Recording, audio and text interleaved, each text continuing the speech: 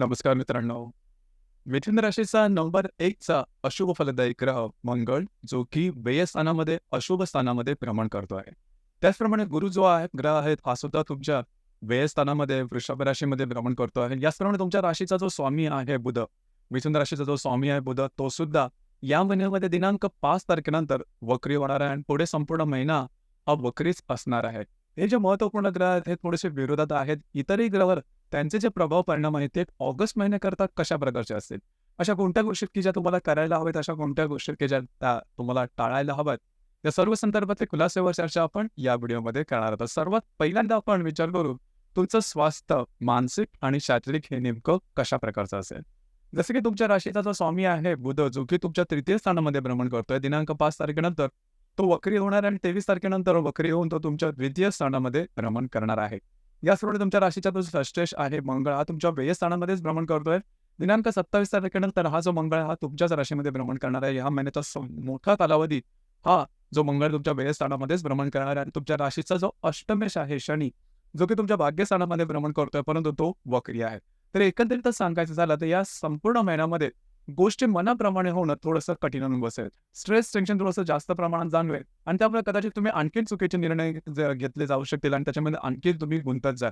तर या संदर्भात थोडी काळजी घेणं गरजेचं आहे. तुमची रास जी आहे, जास्त स्ट्रेस किंवा टेन्शन सहन करत नाही आणि जास्त स्ट्रेस, टेन्शन आलं, की लगेचच्या लगेच तुम्ही थोडंसं डिफेन्सिव्ह मोडमध्ये जाता आणि थोडंसं तुमचे जे निर्णय असतात ते चुकण्याची शक्यता जास्त असते. तर या महिन्यामध्ये मौनम सर्वार्थ साधनम, कुठल्याही प्रकारचं वेगळं काम करू नका, आउट ऑफ द वे जाऊन गोष्टी करू नका. ते केलं तर त्याच्यामध्ये फसते जाण्याची शक्यता आहे. लक्षात घ्या, व्ययस्थानचा जो मंगळ आहे, हा मंगळ तुम्हाला त्रासदायक गोष्टींना सामोरं जाऊ, तुमचे अंदाज चुकू शकते. समोरची माणसं काही वेगळ्या प्रकारे वागू शकतील. काळजी करू नका. हा सगळा जो भाग आहे फक्त हा या महिन्यापुरताच आहे. थोडंसं तुम्हाला स्वतःवरती थोडंसं नियंत्रण ठेवणं गरजेचं राहील. कुठल्याही प्रकारची महत्त्वपूर्ण कामं करू नका, की ज्यामध्ये रिस्क आहे. दुसरी महत्त्वाची गोष्ट म्हणजे थोडंसं स्ट्रेस, टेन्शन तुम्हाला जाणवेल. खास करून आरोग्याच्या संदर्भात शारीरिक ज्या दुखापती वगैरे म्हणतो, असं काही होणार नाही. मात्र मानसिक तणाव थोडेसे जास्त जाणवेल, तर त्याकडे थोडंसं लक्ष देणं गरजेचं राहील. यानंतर आपण चर्चा करणार आहोत आर्थिक स्थैर्य नेमकं कशा प्रकारचं असेल. जसं की तुमच्या द्वितीय स्थानामध्ये रवी जो आहे तो भ्रमण करतोय दिनांक 17 तारखेनंतर तो तुमच्या तृतीयात भ्रमण करणार आहे. बुध जो ग्रह आहे तो वक्री होऊन तुमच्या द्वितीय स्थानामध्ये येणार दिनांक 23 तारखेनंतर. इथे थोडंसं लक्ष देणं गरजेचं राहील. याचप्रमाणे तुमच्या राशीचा जो पंचमेश आहे शुक्र, तो तृतीयात भ्रमण करतो आहे. 25 तारखेनंतर चतुर्थात भ्रमण करेल आणि जो अष्टमेश आहे शनी, जो की तुमच्या भाग्यस्थानामध्ये भ्रमण करतोय, वक्री आहे आणि जो लाभेश आहे मंगळ, व्ययातून तुमच्याच राशीमध्ये भ्रमण करणार आहे. 27 तारखेनंतर तुमच्या राशीत भ्रमण करणार आहे. तर एकंदरीत हे जे चारही ग्रह आहेत किंवा ही जी चारही स्थानं आहेत ती महत्त्वाची असतात आर्थिकदृष्ट्या. तर या संदर्भात सुद्धा सांगायचं झालं तर याची सुद्धा जी सिच्युएशन आहे ती काय व्यवस्थित नाहीये किंवा तुम्हाला अपेक्षित अशी नाहीये. त्याच्यामुळे या संदर्भात काळजी घेणं गरजेचं राहील. आर्थिक स्तरावर सुद्धा थोडंसं फायनान्शियल क्रंचेस ज्याला आपण म्हणतो ते येतील आणि गेल्या साधारण 10-12 दिवसापासून तुम्ही बघत असाल की तुमचे खर्च आहेत हे थोडेसे वाढलेले आहेत.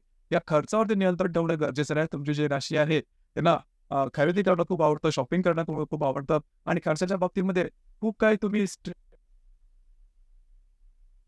देणं गरजेचं राहील, की थोडेसे पैसे जास्त खर्च होतील आणि त्याचा परिणाम थोडंसं आर्थिक संदर्भात तुम्हाला जाणवेल.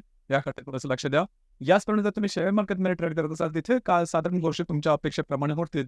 परंतु फारसं काही यू-टर्न मिळणार किंवा मोठ्या प्रमाणात लाभ होतील, असं काही अजिबात नाही. थोडंसं शिस्तप्रियता तुम्हाला आर्थिक संदर्भात दाखवणं या महिन्यात गरजेचं राहील.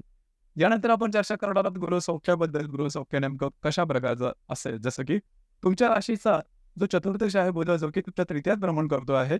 5 तारखेनंतर वक्री होणार आहे आणि 23 तारखेनंतर तो तुमच्या द्वितीय स्थानामध्ये वक्री होऊन जाणार आहे. त्या घरातल्या ज्या व्यक्ती असतील त्याच्याबरोबर वादविवादाचे प्रसंग वगैरे येतील, त्या संदर्भात थोडी काळजी घेणं गरजेचं राहील. विड्रॉल ऑफ इंटरेस्ट त्या गोष्टी थोड्याशा वेगळ्या वागणं, समोरची माणसं, घरातली माणसं थोडी वेगळी बघणं, अशा प्रकारचे काही अनुभव या दरम्यान येऊ शकतील. या संदर्भात थोडी काळजी घेणं गरजेचं राहील. याचप्रमाणे दिनांक 25 तारखेनंतर शुक्र जो ग्रह आहे हा तुमच्या चतुर्थात येणार आहे, परंतु 25 तारीख म्हणजे खूप लांब आहे. संपूर्ण महिनाच तुम्हाला थोडं या संदर्भात काळजी घेणं गरजेचं राहील. यानंतर आपण चर्चा करू तुमचं लव्ह लाईफ नेमकं कशा प्रकारचं असेल. जसं की तुमच्या राशीचा जो जो पंचमेश आणि शुक्र हा तृतीयातून तुमच्या चतुर्थात येणार आहे. एकंदरीतच तुम्ही जर का कुणाच्या रिलेशनशिपमध्ये असाल, त्यांच्याबरोबरचे नातेसंबंध खूप चांगल्या प्रकारचे दिसून येतील. त्यांच्याबरोबर बाहेर फिरण्याचं जाणं चालू या संपूर्ण महिन्यामध्ये संभवतो. थोडाफार प्रमाणात जो मंगळ आहे हा चतुर्थ दृष्टीने तुमच्या तिथे थोडंसं तुमच्या रिलेशनशिपमध्ये ज्या व्यक्ती असेल, वादविवाद होतील, पण तो असा फारसा मोठा परिणाम होणार आहे. इथे एक गोष्ट सांगावीशी वाटते, ती म्हणजे गर्भवती महिला आहेत. म्हणजे मिथुन राशीच्या गर्भवती महिला आहेत, त्यांनी स्वतःच्या आरोग्याकडे लक्ष देणं गरजेचं राहील. याचप्रमाणे जे विद्यार्थी वर्ग आहेत, त्यांनी सुद्धा थोडंसं नेहमीपेक्षा थोडंसं जास्त एफर्ट द्यावे लागतील, जास्त प्रयत्न करावे लागतील. संदर्भ आहे त्या संदर्भात थोडंसं जास्त प्रमाणात मेहनत करावी लागेल. याचप्रमाणे वैवाहिक जीवनाबद्दल सांगायचं झालं तर तुमच्या राशीचा जो सप्तमेश आहे गुरु हा तुमच्या व्ययस्थानामध्ये भ्रमण करतोय, अर्थात तो मार्गस्थ आहे. तिथे मंगळ सुद्धा आहे. तर जर का तुम्ही विवाहित असाल तर वैवाहिक जोडीदाराचे नातेसंबंध थोडे ताणले आणि सगळ्यात महत्त्वाचं म्हणजे वैवाहिक जोडीदाराच्या आरोग्याकडे लक्ष देणं गरजेचं राहील. आरोग्याच्या संदर्भातले काही त्रास या दरम्यान डोकं वर करू शकतील. याचप्रमाणे तुमच्या राशीचा जो कर्मेश आहे, हा सुद्धा गुरु आहे तुमच्या व्ययस्थानामध्ये भ्रमण करतोय. गेल्या सुद्धा काही महिन्यामध्ये तुम्ही बघितलं असेल, तुमचं जे काही कार्यक्षेत्र असेल त्या संदर्भामध्ये जास्त पळापळ करावी लागते आहे किंवा धावपळ करावी लागते आहे आणि जास्त मेहनत केली की तुम्ही लवकर एक्झर्ट होता किंवा एक्झर्शन जास्त होतं किंवा लवकर थोडंसं दमून जातं. अशाच प्रकारचा अनुभव या महिन्यात थोडासा जास्त होईल. तर थोडीशी मनाची तयारी करा. अशा काही गोष्टी झाल्या कदाचित तुम्हाला असं सुद्धा वाटू शकेल की आपण जास्त काम करून घेतलं जातंय. आपला अतिरिक्त प्रमाणात वापर केला जातोय. तर तसा काही विचार निगेटिव्ह विचार मनात आणू नका. कारण ग्रह जर का तुमच्यावर देण्यात असतील तर अशा गोष्टींचा अनुभव येतो. थोडंसं संयमाने घ्या. फक्त हा एक 6 महिने तुम्हाला थोडी वाट बघायची गरज आहे. नंतर गोष्टीमध्ये तुम्हाला बऱ्याच प्रमाणात बदल दिसून येईल. त्यामुळे या महिन्यात खास करून जे ग्रह आहेत ते तुमच्या अपेक्षेप्रमाणे नाहीत. कुठल्याही प्रकारचे महत्त्वपूर्ण निर्णय की ज्यामुळे तुमच्या आयुष्याचा पूर्ण दिशाच बदलून जाईल, असे निर्णय या महिन्यात घेऊ नका. घेतलात तर परत मग त्याचे जे त्रास आहेत तुम्हाला येणाऱ्या महिन्यामध्ये भोगावे लागतील. त्या संदर्भात काळजी घ्या. छोट्या-छोट्या गोष्टी थोडंसं दुर्लक्ष द्यायचं आणि थोडंसं विचार हाच ठेवा मनामध्ये की तुम्हाला 1-1.5 महिना थोड्याशा गोष्टी पाहायच्या आहेत. त्यानंतर गोष्टी बऱ्याच प्रमाणात तुमच्या अपेक्षेप्रमाणे घडू लागतील. यानंतर आपण चर्चा करणार आहोत ग्रहयोगांबद्दल. डे टू डे लाईफमध्ये त्याचे प्रभाव परिणाम नेमके कशा प्रकारचे असतील. जसं की दिनांक 2 तारखेला हर्ष आणि शुक्राचा केंद्रयोग होणार आहे. शुक्र जो की तुमच्या तृतीय स्थानामध्ये भ्रमण करतोय, जो हर्ष तुमच्या व्ययात भ्रमण करतोय, दोघांचा केंद्रयोग होणार आहे. तुमचे जे भावंड असेल त्याच कारण बहिणी वगैरे असेल त्यांच्या थोड्याफार प्रमाणात वादविवादाचे प्रसंग वगैरे निर्माण होते. याचप्रमाणे दिनांक 8 तारखेला बुध आणि शुक्राची युती होणार आहे. तुमच्या तृतीय स्थानामध्ये अतिशय उत्तम अशा प्रकारचा योग आहे. शुक्र हा तुमचा पंचमेश आहे, व्ययश आहे आणि जो बुध आहे तुमच्या राशीचा स्वामी आणि चतुर्थश आहे. दोघांची युती आहे. अतिशय उत्तम अशा प्रकारचा योग आहे. कोणाला काही कागदपत्री व्यवहार, कमिटमेंट, प्रॉमिसेस अशा प्रकारची कामं तुम्ही या दरम्यान घेऊ शकता. या दरम्यान तुमचं फिरणं वगैरे जास्त होईल. खास करून जर तुम्ही कोणाच्या रिलेशनशिपमध्ये असाल, त्यांच्याकडचे नातेसंबंध सुधारतील, त्यांच्याकडे बाहेर पडला जाण्याचा योग संभवत होतो. बुध शुक्राची जी युती 8 तारखेला तुमच्या तृतीय स्थानामध्ये होणार आहे, ती तुमच्यासाठी शुभफलदायी अशीच असणार आहे. यानंतर दिनांक 14 तारखेला मंगळ आणि गुरूची युती सुद्धा होणार आहे तुमच्या व्यसनात. अतिशय अशुभ अशा प्रकारचा हा योग आहे. व्ययात होणारे दोन्ही ग्रहांची युती अशुभ फलदायी असेल. स्ट्रेस टेन्शन थोडंसं जास्त जाणवेल. काही गोष्टींची काही गोष्टींबद्दल तुम्हाला निर्णय घ्यावे लागतील. ते मात्र असे घेऊ नका की त्याच्यामध्ये खूप रिस्क आहे, त्याच्यामध्ये खूप म्हणजे भीती आहे. अशा प्रकारचे कुठलीही रिस्क घेऊ नका. पुढे जाऊन तुम्हाला ते त्रास होईल. सगळ्यात महत्त्वाचं म्हणजे वैवाहिक जोडीदाराच्या आरोग्याकडे या दरम्यान लक्ष देणं अत्यंत आवश्यक आहे. आणि भावनेच्या आहारी जाऊन कुठल्याही प्रकारचे आउट ऑफ द वे जाऊन गोष्टी करू नका. याचप्रमाणे दिनांक 16 तारखेला मंगळ आणि शनीचा केंद्रयोग होणार आहे. शनी जो की तुमच्या भाग्यात भ्रमण करतो आणि जो मंगळ तुमच्या व्ययात भ्रमण करतोय, दोघांचा केंद्रयोग होणार आहे.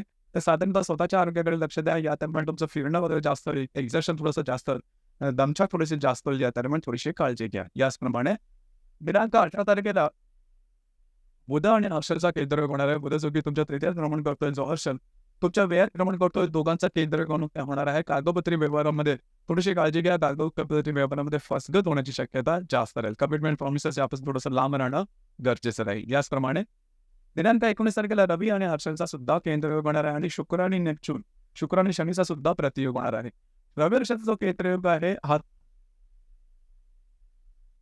होणार आहे. तर साधारण तुमचे जे भावंड असेल त्यांच्या आरोग्याकडे थोडंसं लक्ष देणं गरजेचं राहील. याचप्रमाणे कुठलीही महत्त्वपूर्ण कामं या दरम्यान करू नका. त्याचप्रमाणे दिनांक 23 तारखेला शुक्र आणि मंगळाचा केंद्रयोग होणार आहे. हा दृष्टी अधिष्ठित असणार आहे. मंगळ जो की तुमच्या व्ययस्थानामध्ये भ्रमण करतोय, जो शुक्र तुमच्या तृतीयात भ्रमण करतोय, दोघांचा दृष्टी अधिष्ठित केंद्रयोग होणार आहे. तुमचे जे भावंड असतील त्यांच्या आरोग्याकडे लक्ष देणं गरजेचं आहे. जर तुम्ही कोणत्या रिलेशनशिपमध्ये असाल तिथे सुद्धा तू मै ज्याला आपण म्हणतो अशा प्रकारचे काही अनुभव या दरम्यान येऊ शकतील. याचप्रमाणे दिनांक 27 तारखेला शुक्र आणि हर्षलचा त्रिकोणी होणार. उत्तम अशा प्रकारचा हा योग आहे. शुक्र जो की चतुर्थात भ्रमण करतो, जो हर्ष तुमच्या व्ययात भ्रमण करतोय, दोघांचा त्रिकोणी योग होणार आहे. घरामध्ये काही नवीन वस्तू येणं, घरातल्या व्यक्तींबरोबरच्या नातेसंबंध सुधारणं, ज्या काही संपूर्ण महिन्यामध्ये जे काही त्रासदायक गोष्टींना वगैरे याचप्रमाणे दिनांक 28 तारखेला शुक्र आणि नेपच्यूनचा प्रतियोग सुद्धा होणार आहे. शुक्र जो की चतुर्थात भ्रमण करतोय, जो तुमच्या दशमात भ्रमण करतोय, दोघांचा प्रतियोग होणार आहे. तुमच्या घरातले जे महिला वर्ग असतील, त्यांच्याबरोबर थोडंसं मिसअंडरस्टँडिंग किंवा गैरसमज असे काही प्रकार समोर येऊ शकते. काळजी करू नका, तसा फारसा मोठा परिणाम तुमच्या दैनंदिन दिनचर्येवर होणार नाही. याचप्रमाणे या महिन्यातली जी अमावास्या आहे, ती दिनांक 4 तारखेला आहे तुमच्या द्वितीय सणामध्ये आणि जी पौर्णिमा आहे, तर ती साधारण असणार आहे दिनांक 19 तारखेला, आपण नारळी पौर्णिमा म्हणतो किंवा रक्षाबंधनाचा जो दिवस आहे तो. तर साधारणतः मराठी ज्योतिष कट्टा परिवारातर्फे आपल्या सर्वांना नारळी पौर्णिमेच्या किंवा रक्षाबंधनाच्या मनापासून शुभेच्छा. इथे एक गोष्ट सांगायची वाटते, की अमावास्या आणि पौर्णिमा जरी असले तरी या दरम्यान कुठल्याही प्रकारचे महत्त्वपूर्ण निर्णय मात्र घेऊ नका, जेणेकरून तुमच्या आयुष्याची दिशा बदलेल. तुम्हाला साधारण याचा अनुभव येईल या संपूर्ण महिन्यामध्ये थोडंसं दबावाखाली तुम्ही असाल, थोडंसं स्ट्रेस खाली असाल, काळजी करू नका. साधारण पुढच्या महिन्यामध्ये म्हणजे सप्टेंबरपासून गोष्टी या बऱ्याचशा मार्गी लागू शकतील. या महिन्यामध्ये थोडीशी काळजी घेणं गरजेचं राहील. तर मित्रांनो, हे होतं मिथुन राशीचं ऑगस्ट 2024 करताना संपूर्ण राशीफळ. धन्यवाद.